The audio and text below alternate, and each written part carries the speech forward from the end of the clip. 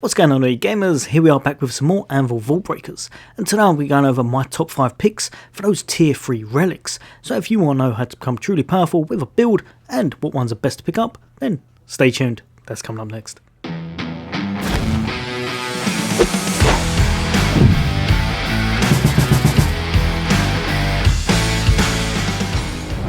Welcome back, you guys and girls. As always, for all things gaming, for all things Xbox, then why not hit that subscribe and bell icon. I'll bring you all the latest and greatest content, hints, tips, guides and builds, and just some fun gameplay and reviews of upcoming games. But for today, you're probably here to see which relics you should be picking up on your missions. When you're in your planets and you're trying to get a lot stronger to progress, what ones do you want to grab? Right, so jumping in at that number 5 spot, and health is just always good to have. So these two right here is determined by how much health you start off with. If you don't start off with much health, so say for example you're lightning, you start off with 25k, then you're going to want the Extrium inner suit, and that's going to give you an additional 30,000. If you're, for example, a tank, I believe Mantin and all the others I'm guessing, get around about 45, meaning you'll want this one, the Prime inner suit. It's going to give you 100% extra, and I believe you're going to be 90 then. Honestly, these two right here, most times it's all you're going to need, unless you're picking up things as you go. These two are perfect for increasing your health, and then if you do manage to get a little bit more, that's great.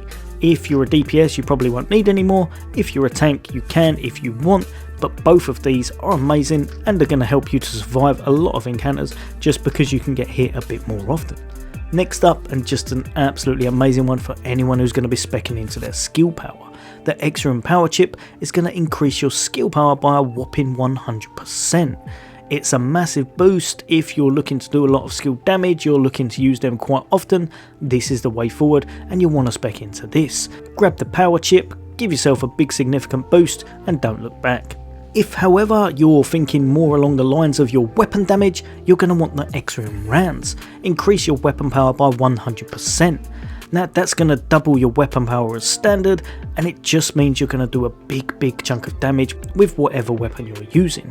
Along with a few other things you can put in your build, this can make for some crazy DPS. Well worth looking at for anyone who's going to be doing a lot of damage with their weapons, maybe a little bit more than they're thinking about doing with their skills. Up next then, we've got the Charging Greaves, and this one may be a little bit niche. It all depends what kind of playstyle you're going for and how good you are at perfect dodges and such. But if you're good with perfect dodges, or especially with tanks and your guard and such, if you're in their face, you're going to be getting those counters, you're going to be getting those perfect dodges, and Charging Greaves just means that you're going to get a guaranteed reset on every single skill. On some builds, for example the Mountain and such, it's going to mean you can do a big boost to your damage because you're going to get all of your skills back, you're going to be able to use them whenever you want, and it's going to be a lot of fun doing it. Reset all skill cooldowns on perfectly timed survival skill, dash, guard, etc. Try these in your build. If you can make them work, they're going to be absolutely amazing. If you're not one that guards, you're not one that gets perfect dashes, don't put this in your build, it won't be the one for you.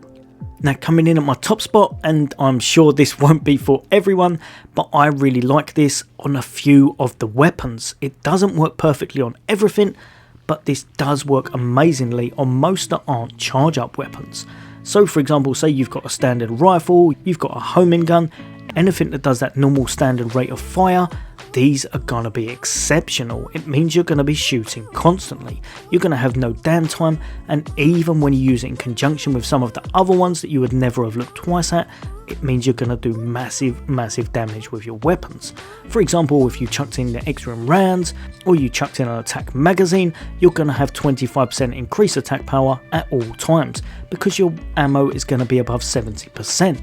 Also, if we look over here, pretty much any of these mags. So say for example this one, 50% all weapon power increase with 30% magazine capacity decrease.